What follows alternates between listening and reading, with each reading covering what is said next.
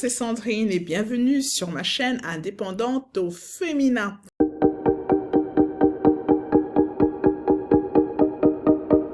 Alors, pour ceux qui ne le savent pas, moi j'ai une société de conciergerie dans laquelle je propose également des prestations de ménage.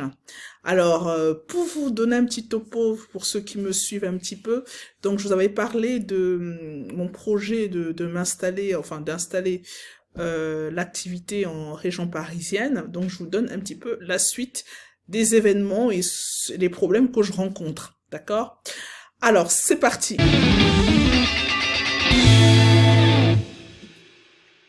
Donc, je rencontre pas mal de problèmes pour mettre en place le processus au niveau de la région parisienne. Et là, aujourd'hui, je vais vous parler du problème actuel que j'ai et comment j'ai essayé de le résoudre. Alors, en région parisienne, vous savez que c'est très grand.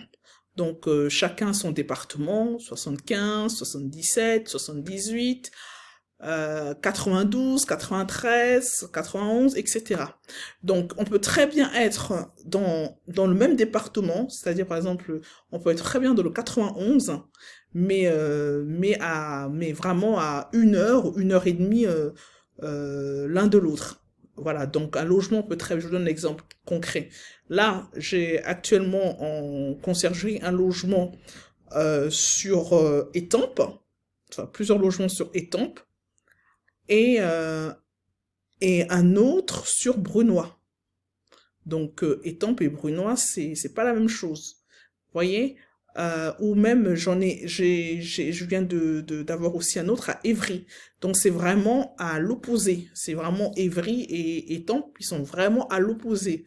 Voilà, donc, même si on se trouve dans le même département. Donc, en fait, il faut faire très attention, en fait, de hyper bien définir sa zone, en fait. Parce que quand vous dites que vous allez vous occuper du 91, un exemple du 91, ah ben dans le 91, comme je vous dis, vous avez des disparités. Des fois, vous pouvez être dans le 91, mais ça sera plus proche de quelqu'un du 94. Tout dépend où il se trouve. Vous voyez? Idem peut être dans le 92, mais ça sera plus proche quelqu'un qui est du 93. Donc en fait, dire et l'erreur que j'ai un peu fait parce que pour définir ma zone, je me suis dit je vais m'occuper du 91, du 95 et du 92. Mais en fait, tu peux pas balayer toutes ces zones-là, quoi. Ou si tu dois le balayer, il faut vraiment avoir beaucoup de personnes et d'équipes. Et dans un premier temps, je pense que c'est assez compliqué, quoi, parce que quand tu dis tu peux prendre couvrir le 91, le 92 ou le 95, ben en fait, en réalité, tu peux pas couvrir parce que quand tu te retrouves à devoir faire pour d'un logement à un autre, quand les filles doivent faire un logement à l'autre, enfin elles peuvent pas quoi. D'autant plus que elles sont pas véhiculées. Et quand bien même t'es véhiculé, tout dépend des heures, mais tu galères. Ça, tu peux mettre 1 heure, 1 heure et demie, 1 heure et demie de transport, rien que pour arriver au lieu où tu souhaites, tu vois, et en fonction des horaires de pointe ou pas. Et de toute façon, les filles qui sont auto-entrepreneuses, enfin, là en tout cas, j'en ai qu'une seule qui a une voiture. Et en général, elle est beaucoup demandée parce qu'en fait, le fait d'avoir une voiture, bah, ça te permet en fait, bah, c'est beaucoup plus demandé quoi. Il y en a moins en fait. Je constate que c'est compliqué d'avoir des personnes qui ont des voitures, qui font du ménage en tout cas, qui ont des voitures. En général, bah là, c'est des personnes qui gagnent pas beaucoup et en région parisienne, on se déplace très très très facilement avec les transports et par exemple pour aller dans Paris c'est clairement il vaut mieux prendre les transports en commun que de se taper la voiture hein. Mais et en plus les filles elles sont voilà elles ont pas de voiture donc du coup moi j'ai eu des problèmes dans un logement je vous explique alors donc c'était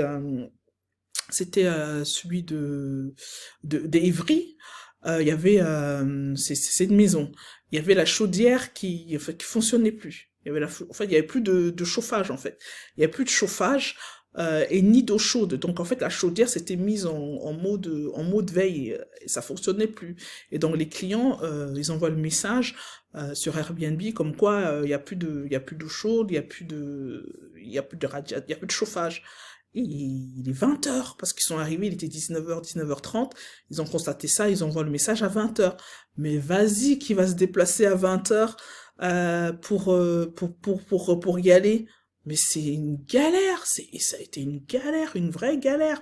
Enfin, ça sera, je sais qu'en province, voilà, je veux dire, soit c'est moi qui y va, en 10 minutes, allez, 15 minutes maximum, je suis sur les lieux, mais en région parisienne, et après 20 heures, il y a déjà les transports, ça va être plus compliqué, il y a personne, enfin, je veux dire, aucun de tes prestataires, va se déplacer, enfin, c'est très compliqué, quoi.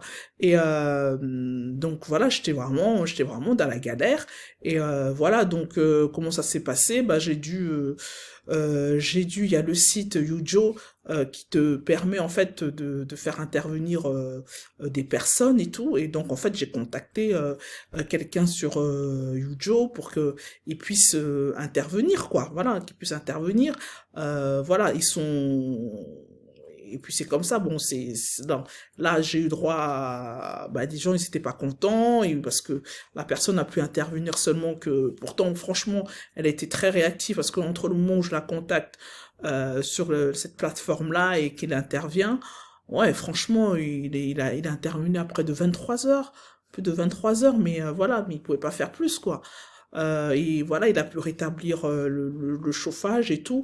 Mais voilà, voilà, ce sont des galères, ce sont des galères. Et un autre problème que j'avais reçu, c'était, une coupure. Bon, en fait, le disjoncteur avait sauté dans un des appartements. Le disjoncteur avait sauté. En fait, il suffisait de remonter, le disjoncteur. Et moi, j'avais beau vouloir, expliquer ça au téléphone, aux filles qui avaient pris, l'appartement. Ah non, elles voulaient pas toucher, non, non, non, et tout. Alors qu'il suffisait juste de remonter, quoi. Et voilà, il fallait pareil. Il faut se déplacer pour aller faire. Vous voyez, donc en fait, c'est-à-dire que, tous ces événements te font comprendre que, il faut vraiment bien calibrer, il faut tenir compte vraiment du temps de transport, que le temps de transport, le temps de déplacement, il faut vraiment en tenir compte. Et c'est vraiment un gros frein, quoi. Et c'est vrai que, les prestataires qui ont une voiture, voilà, en fait, il faut bosser qu'avec eux, parce qu'en fait, je me rends compte que si tu dois faire un partenariat, où voilà, où tu sais que tu vas leur donner plus de missions, ben ça sera la personne qui a la voiture, quoi. Parce que l'autre qui n'a pas de voiture, même si elle est peut-être moins cher, plus cordial ou tout ça, mais le problème c'est que il faut développer la relation avec, mais je veux dire, il faut privilégier en fait les prestataires qui ont la voiture. Il faut vraiment les privilégier. Ça, c'est un point très important. Et il faut poser la question. Il faut poser la question parce qu'au début, je posais pas la question, mais je me suis rendu compte que voilà, c'est un élément vraiment fondamental quitte à payer plus cher. De toute façon, tu es obligé de payer plus cher, ce qui est normal, parce qu'elle prend sa voiture, elle du carburant et tout, mais tu payes plus cher, mais au moins, voilà, c'est plus réactif. Ça t'évite, toi, de te déplacer ou de faire le grand écart, quoi. Donc, c'est hyper important. Et moi, je sais que en province, en général, ben, comme il y a moins de transports en commun qui sont développés, le transport commun est moins développé, il n'y a pas de RER, il n'y a pas de tram, aussi le tramway, il y a les tramways, mais vous voyez, ça dessert pas tout, c'est beaucoup des bus et tout ça, et puis les horaires de dessert sont pas, voilà, elles sont pas non plus très, très folles, donc du coup, c'était pas, la plupart ont leur voiture. Mais donc je me rendais pas compte, en fait, je m'en apercevais pas forcément, je me rendais pas vraiment compte. Je savais c'était hyper important, mais comme ici, la majorité avait, c'était pas un élément que j'ai tout de suite vu, et que j'ai tout de suite, su, que c'était un critère indispensable, en fait. et j'ai plus privilégié la disponibilité, la rapidité, mais au final, en fait, il faut tenir compte de ceux qui ont la voiture, quoi, vraiment, parce que sinon, c'est vraiment vraie galère. Et puis ce que j'ai aussi mis en place pour justement éviter d'avoir des problèmes de chauffage, de télévision qui fonctionne pas, qu'il faut régler et tout. Donc ce que j'ai fait, c'est que maintenant systématiquement à la prestataire qui vient pour faire le ménage, je lui demande systématiquement de vérifier tous ces points. Donc de prendre le temps de vérifier que au niveau des WC ça fonctionne bien parce que même si tu nettoies, tu constates pas forcément parce que tu nettoies, tu tires une petite chasse d'eau, ça va, ça a l'air d'aller, mais tu vois pas forcément. Donc de bien vérifier que la chasse d'eau fonctionne, de vérifier que l'évier n'est pas bouché, donc vraiment de mettre l'eau, de fermer, donc vraiment de faire des tests à chaque fois. De vérifier au niveau de la télévision que la télévision est bien réglée comme il faut, HDMI, vous savez, bien programmé parce que voilà, entre une location, ben, il y a des clients étrangers en fait, ils viennent, ils changent tout, ils mettent leur compte Amazon, ils mettent leur compte Netflix, après ils changent tout, c'est le bordel. Alors le prochain qui vient, il dit que la télé fonctionne pas. Or, la télé fonctionne. Mais sauf que, bah, l'autre, il a tout changé les paramétrages. Donc, je demande aux filles de systématiquement prendre le temps de remettre, de vérifier que la télé fonctionne bien. Il suffit d'appuyer, que le client appuie, ça fonctionne.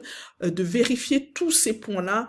L'évacuation de douche aussi, voilà, de vérifier que quand elle fait le ménage, que ça fonctionne. Et donc là, systématiquement, je leur donne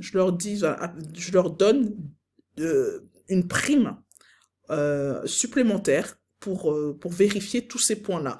Parce que moi, je préfère payer tout de suite et que voilà, j'ai pas de soucis, plutôt que après se faire appeler, du coup t'es obligé de faire appel à un prestataire qui va te prendre des sommes plus élevées. Donc et puis comme ça, tu es tout de suite au courant. Comme ça, quand tu constates qu'il y a un souci, bah toi tu peux tout de suite réagir. En tout cas, tu as un peu plus d'heures pour réagir. Par exemple, si elle te constate les soucis à midi, ben tu as encore le temps de réagir, même si le client vient à 16h, tu auras quand même le temps de réagir et tu diras au client, oui voilà, même s'il est présent dans l'appartement, de laisser intervenir le plombier pour réparer telle chose, ou l'électricien pour réparer telle chose, vous voyez.